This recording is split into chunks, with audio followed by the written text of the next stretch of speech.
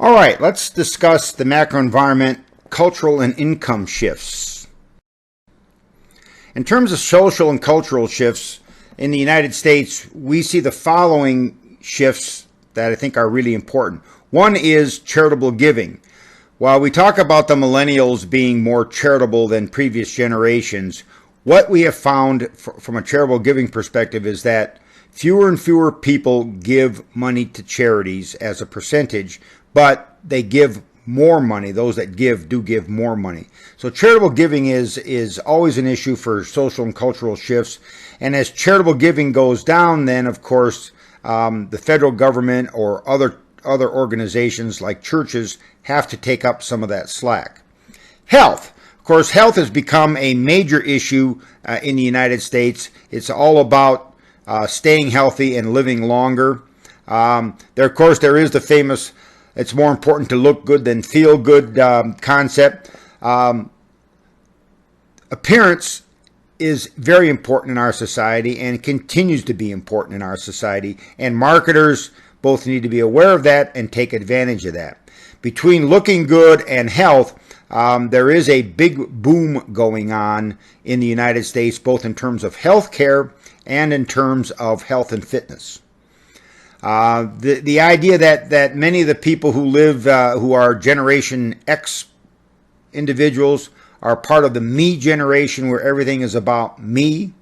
That's an interesting idea and a cultural, a social, cultural idea that's important.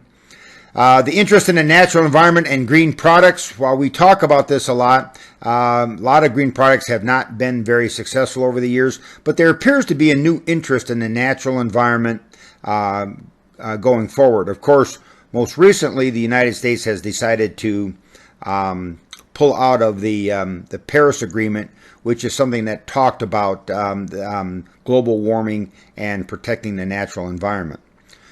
Changing roles of women in society and the workplace. Of course, in the 50s, the role of the women's roles were thought of as being moms and running the local the household. Of course, those roles have changed over time, and now we see that in many places in the country, women are on equal footing with men in terms of society and workplace.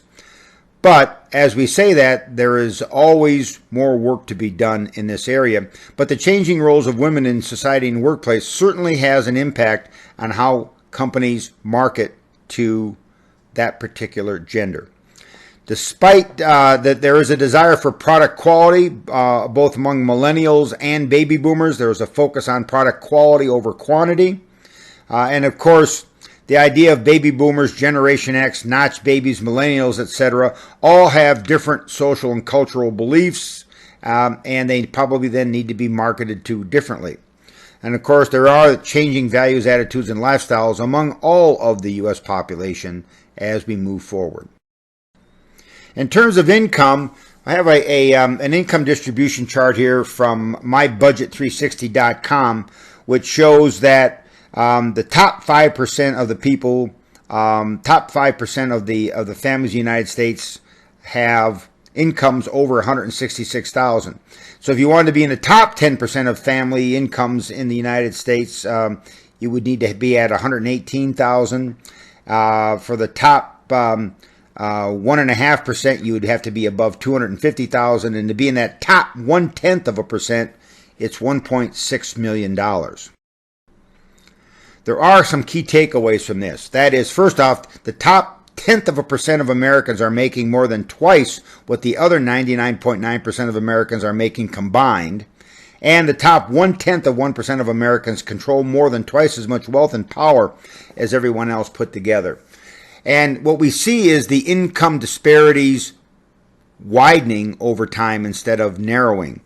The idea that the middle Americans and the middle class families and those folks that have incomes in the middle class tends to be going away, and we see income distributions that are much wider than in the past.